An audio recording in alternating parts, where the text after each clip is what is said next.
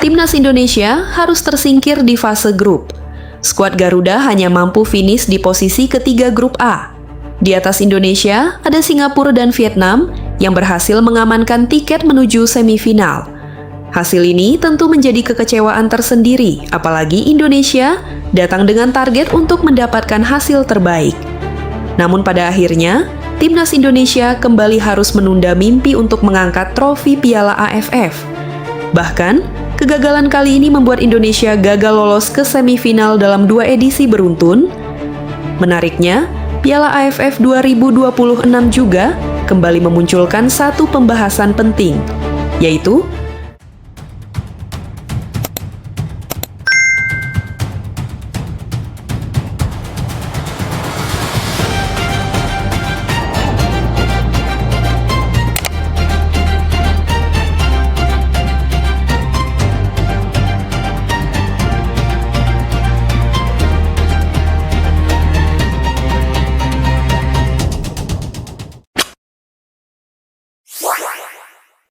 seberapa besar ketergantungan Timnas Indonesia terhadap pemain diaspora yang berkarir di Eropa.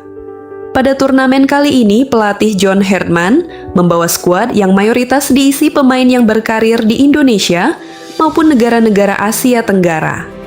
Sementara, sejumlah pemain diaspora yang bermain di Eropa tidak dipanggil. Nama-nama seperti Emil Audero Mulyadi, Maarten Paes, Jay Itzes, Elkan Bagat, Justin Hubner, Kevin Dix, Calvin Verdonk, Joey Pelupesi, dan Ole Romani tidak memperkuat Indonesia di Piala AFF 2026. Salah satu alasannya adalah karena Piala AFF tidak masuk dalam kalender FIFA.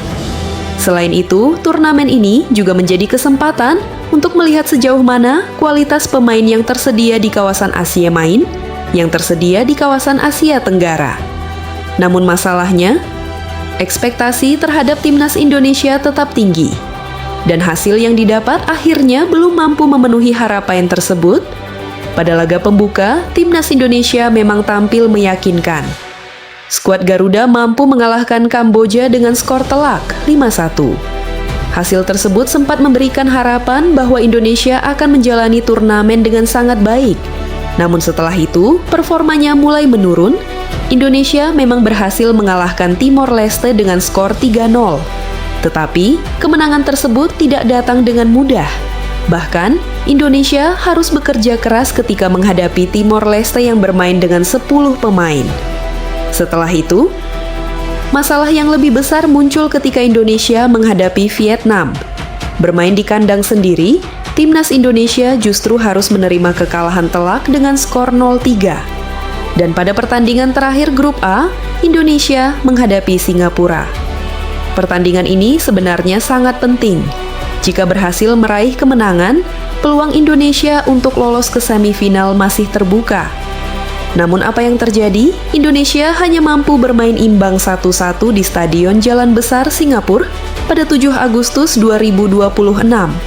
Hasil tersebut membuat langkah Indonesia harus terhenti. Kegagalan ini kemudian memunculkan pertanyaan besar. Apakah kualitas Timnas Indonesia saat ini masih sangat bergantung kepada pemain diaspora? Pengamat sepak bola nasional Rizal Pahlavi menilai bahwa para pemain diaspora yang berkarir di Eropa masih menjadi tulang punggung permainan Timnas Indonesia di bawah John Herdman.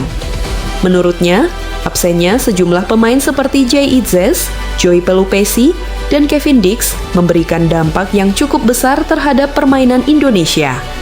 Dan jika melihat perjalanan awal John Herdman bersama Timnas Indonesia, memang ada perbedaan yang cukup terasa. Ketika para pemain diaspora masih tersedia, Indonesia mampu memainkan permainan yang lebih maksimal. Dalam 4 pertandingan pertama John Herdman bersama Timnas Indonesia, ketika diperkuat sejumlah pemain diaspora, Indonesia berhasil meraih 3 kemenangan. Satu-satunya kekalahan datang ketika menghadapi Bulgaria dengan skor 0-1. Namun ketika pemain-pemain tersebut tidak tersedia di Piala AFF 2026, permainan Indonesia terlihat belum konsisten. Salah satu posisi yang mendapat perhatian khusus adalah penjaga gawang. Rizal Pahlavi secara khusus menyoroti Emil Audero dan Maarten Paes. Keduanya dinilai memiliki kualitas yang sangat baik. Dengan kemampuan dan pengalaman yang mereka miliki, siapapun yang dipercaya berdiri di bawah Mistar dapat memberikan rasa aman bagi lini pertahanan Indonesia. Dan ini memang menjadi salah satu pekerjaan rumah penting bagi skuad Garuda. Karena dalam sepak bola modern, penjaga gawang bukan hanya bertugas menghentikan bola, seorang kiper juga harus mampu membaca permainan, membangun serangan dari belakang, serta memberikan ketenangan kepada seluruh pemain di depannya. Kehadiran kiper dengan kualitas tinggi tentu bisa menjadi pembeda dalam pertandingan-pertandingan penting. Sobat Garuda, kegagalan di Piala AFF 2026 tentu tidak boleh hanya dilihat sebagai sebuah kegagalan. Justru dari turnamen seperti inilah Timnas Indonesia bisa mengetahui bagian mana yang masih harus diperbaiki. Pemain-pemain lokal harus mendapatkan pengalaman. Pemain muda harus diberikan kesempatan berkembang. Dan di saat yang sama, kualitas pemain diaspora juga tetap menjadi aset penting bagi Timnas Indonesia. Karena tujuan akhirnya bukan hanya sukses di satu turnamen, tetapi membangun tim nasional yang semakin kuat dalam jangka panjang. Dan di tengah evaluasi tersebut, kita juga jangan melupakan perjuangan Marcelino Ferdinand.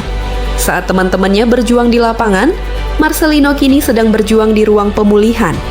Perjalanannya mungkin tidak terlihat di televisi, tidak ada sorakan stadion, tidak ada tepuk tangan penonton, namun perjuangan untuk kembali dari cedera juga membutuhkan mental yang luar biasa.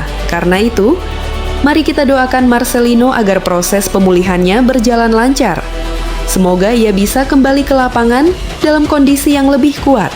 Dan ketika waktunya tiba, semoga kita bisa kembali melihat Marcelino mengenakan jersey merah putih, berlari di lapangan, memberikan umpan-umpan terbaiknya, dan membantu Timnas Indonesia meraih prestasi yang selama ini kita impikan.